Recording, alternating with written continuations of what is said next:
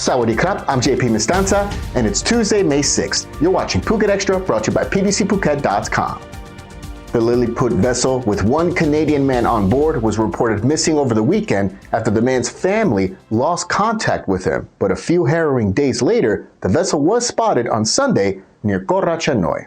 On Saturday morning, a 13-meter catamaran named Lilliput departed Chalong Bay with one person on board, Canadian national John Gregory Dick. Concerns rose when the man's relatives lost contact with him later on Saturday.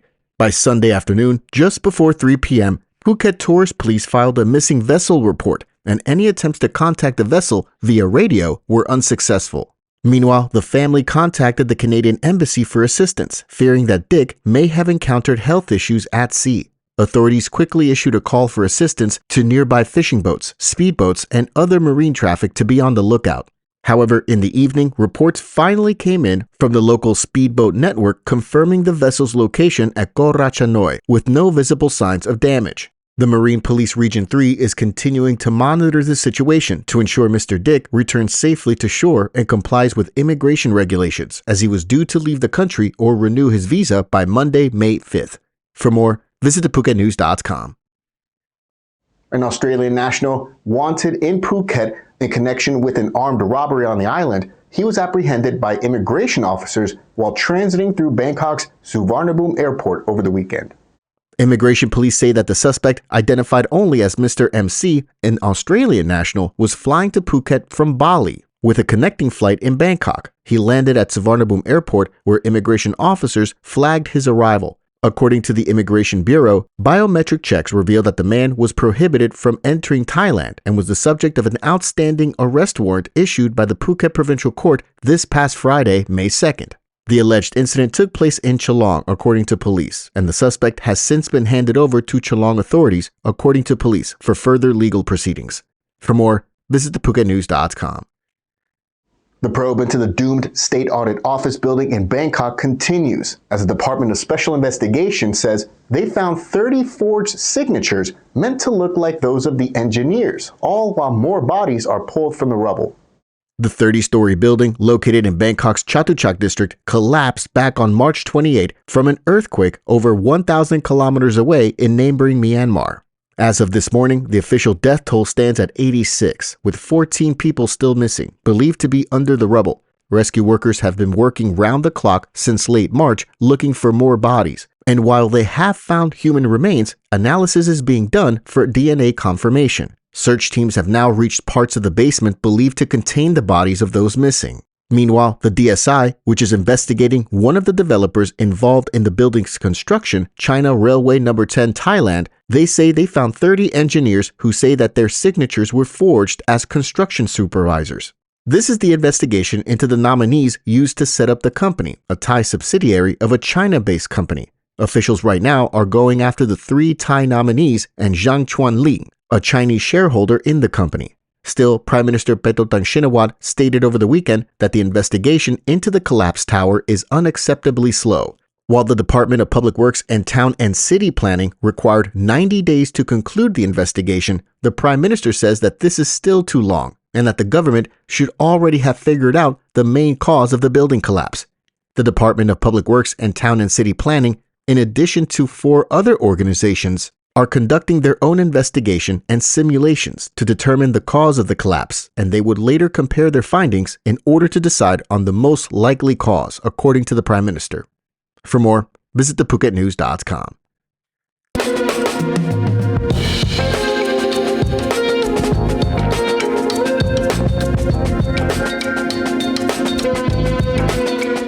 The former leader of the Move Forward Party, Pita, is vowing to return to Thai politics once his ban expires in 9 years, saying he will be running to, quote, be the best Prime Minister of Thailand. The former PM candidate made the remarks while campaigning over the weekend for People's Party candidates running in upcoming mayoral and oboto elections in Khon Kaen and other provinces scheduled for May 11th. During a campaign stop in Khon Kaen on Sunday, he confirmed to voters that he will return to run for office once his ban is up in 9 years. Pita, a Harvard-educated politico, is serving a 10-year ban from politics, and his Move Forward party was ordered to shut down by the Constitutional Court last August for purportedly jeopardizing the constitutional monarchy and national security, all for proposing amendments to the lèse majesté law, the royal defamation law. 9 other Move Forward party executive members were also barred from politics for 10 years. It's the same thing that happened to the party before him, the Future Forward Party, with their leader Danatong Jungrangruangruakit also banned from politics despite their favorable election results in their debut back in 2019. In 2023, the Move Forward Party won the general election, and while they attempted to form a coalition government, Pita was unable to garner enough votes from the conservative bloc, which paved the way for the Phuket Party to administer the country after the Thaksin-backed party canvassed enough MPs. For more, visit thephuket.news.com.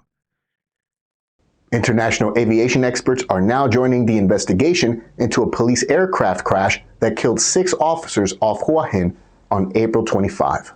On the morning of April 25, a DHC-6400 Twin Otter aircraft was carrying 3 pilots, 2 mechanics, and an aircraft engineer on a test flight in preparation for a parachute training drill off Hua Hin. The aircraft, however, suffered a malfunction and plunged about 100 meters offshore into the Gulf of Thailand. 5 officers died at the scene, while the pilot later succumbed to his injuries at a local hospital later that afternoon. An initial investigation showed that the aircraft lost stability shortly after leaving the runway. Now, about a week and a half later, authorities have retrieved the black box, which was found in good condition. Experts from Canadian aircraft manufacturer de Havilland Aircraft of Canada and the Singaporean engine producer have been called in to examine the black box to learn exactly what happened on the doomed flight. Meanwhile, authorities from the Royal Thai Police Aviation Division in Bangkok are now examining the wreckage as part of the investigation. For more, click the link in the description. Thanks for catching us here today on Phuket Extra, brought to you by pdcphuket.com. We'll see you again tomorrow. Until then, stay classy, Phuket. Phuket's rapid modernization has made it one of the world's premier holiday destinations. Investors can still buy quality condominiums for as low as $75,000 and luxury properties can go all the way up to $20 million. Condominiums in Phuket are a safe, secure bricks-and-mortar investment offering foreigners freehold ownership. Call or email Thai Residential, Phuket's #1 trusted real estate advisor, to find your perfect Phuket property.